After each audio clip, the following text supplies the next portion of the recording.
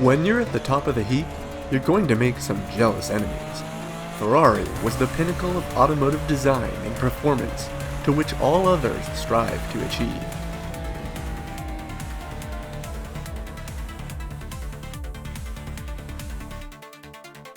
Half the world away, a little piano company you may have heard of was busy doing cool things like designing and tuning high-performance engines.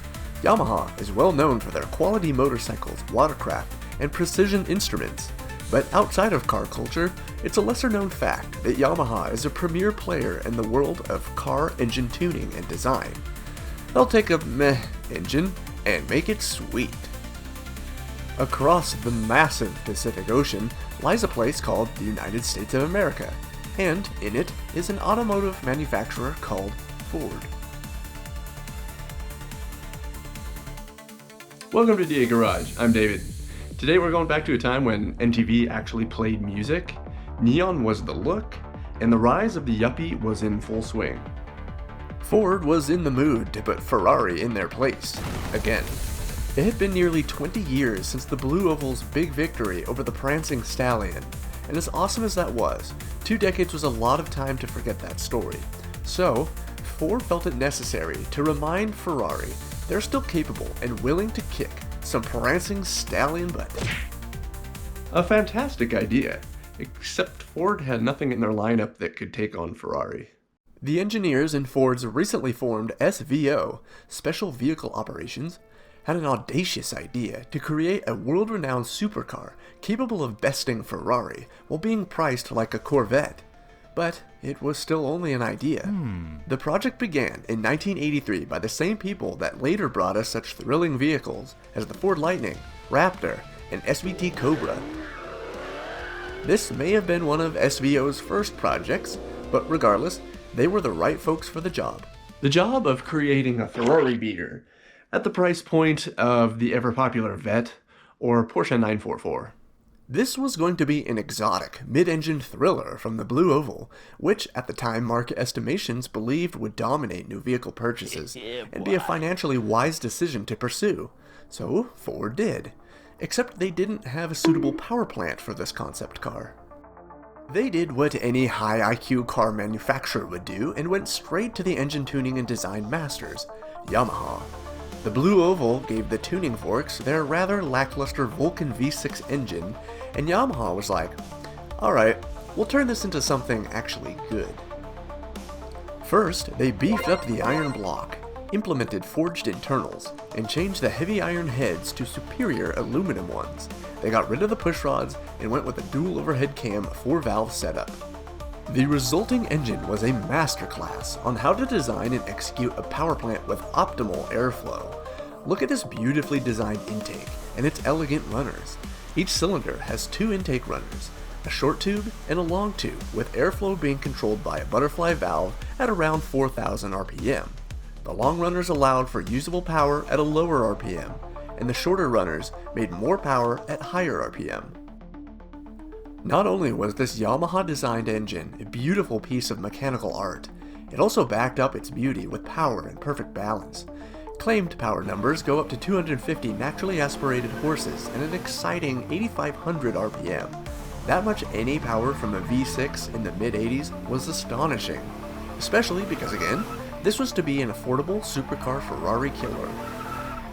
The icing on the cake is that this engine was symmetrical on all sides, light and compact, and mounted up to Ford's existing transmission. It could be utilized in almost any car, so if this project didn't turn out, at least the engine could be used elsewhere. This was an exhilarating development for SVO. Now all they needed was a car to put that engine into. To beat the Italians, you must first think like an Italian.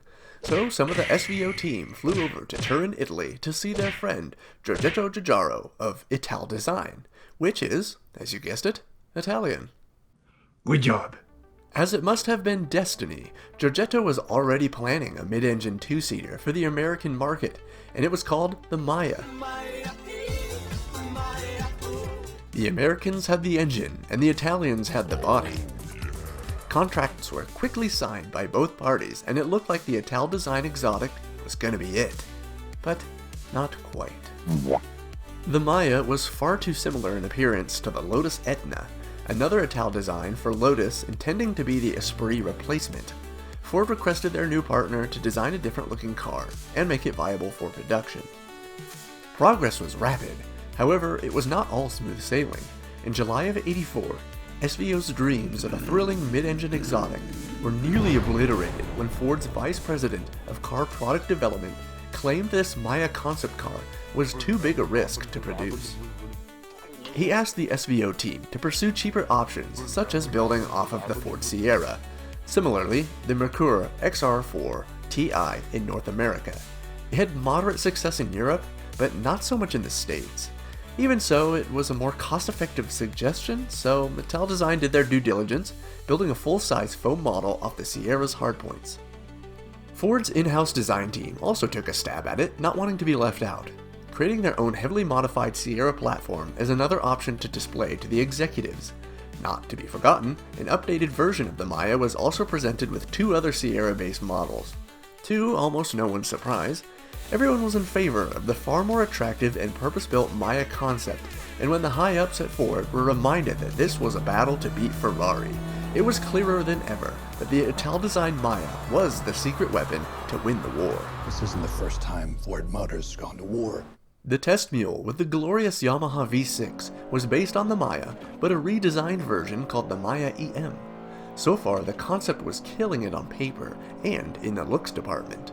But how well did it actually perform? When you imagine fun and good handling cars from this era, you may think of iconic machines such as the Testarossa, 911, Turbo Esprit, Countach, or RX-7 Turbo, all delivering a plethora of high-stakes thrills that would be incredibly difficult to reach, let alone surpass. Who determines what a high-level car should feel like? How about a three-time Formula One world champion, Sir Jackie Stewart? At Stewart's disposal was a Porsche 944, Ferrari 308, and Chevy Corvette, and the Maya test mule. He was implored to spend the day pushing each car to its limit, so he did. After a long, grueling day of testing, the car that came out on top was the Ford. Have you driven a Ford lately? Not only did it set the fastest lap times, but Stewart commented on how it was more comfortable than the others. This secret project from SVO was turning out all fine and dandy, and it appeared that this Maya-based concept was totally feasible.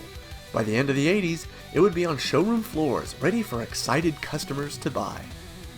Ford's own designers weren't going to sit by idly and let Ital Design have all the fun, especially because the internal design team was a little bit peeved that they only got to design a car based off of the front-wheel drive Sierra.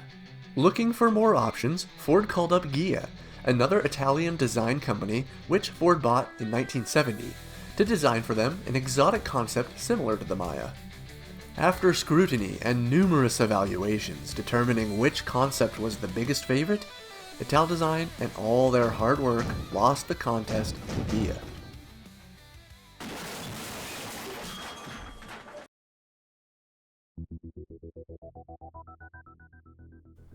The codenamed Ford GN34, designed by Ghia with its Yamaha-crafted V6, was on its way to be the next worldwide sensation, and to put Ferrari in their place, again. This entire project was on the up and up, as research showed potential buyers opting for this Ford over their competitors. It was quicker and faster, handled better, and looked amazing. And interestingly, the biggest praise from potential customers was that this was the most comfortable car of its type. When also stacked up against the Nissan 300ZX, Porsche 944 and 928, Corvette, and Ferrari 308, the Ghia-designed car stole the show and their hearts. Even when the participants were told that it was a Ford, they preferred it over the others, even the Ferrari. Slowly inching closer to production, the GN34 went back into the prototyping phase, garnering some more changes, with a chassis designed by Knudden Consultants in England, a transaxle from GM supplier ZF in Germany, and mule cars built by Roush, using modified Di Tommaso Panteras. One of those test mule Panteras had a 351 V8 in it when it was supposed to be equipped with the Yamaha V6.